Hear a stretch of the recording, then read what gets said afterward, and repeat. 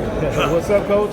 What's going on? How you doing? I'm good. So, with the last game, it was a loss, but what did you see that you liked from the players? Well, you had a lot of guys here whose number wasn't called a ton this week, so it's great.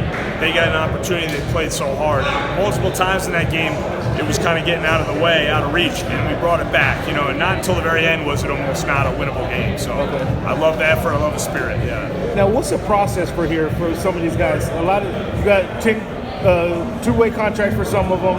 Yeah. And what's the process to deviate kind of that your roster and who you look at? Yeah. How do you take it over the next couple of weeks? Yeah, no, so, we have our guys, our roster players. That's the number one. Evaluate how they did, talk to them, get feedback, also give them some time to recover. Then you got your two-ways, same exact thing.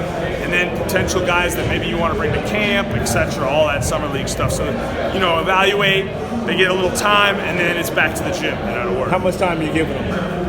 That'll be on the big organization, Okay. but I bet you it'll be a week or two to just kind of let their legs rest, do rehab, but that'd just be my guess. I'll leave that to the training staff. Okay, now how do you feel about being out there coaching? You had a week to kind of coach and No, it was great. show you some of your schemes. And No, it was awesome. I mean, I thank the Clippers for the opportunity to do it. I spent the last year in the G League, and it really felt nice to build on my G League base, and it was just, the guys were great, and it felt fun to keep developing as well. Any difference between the G League and the Summer League? They're very similar. Summer League,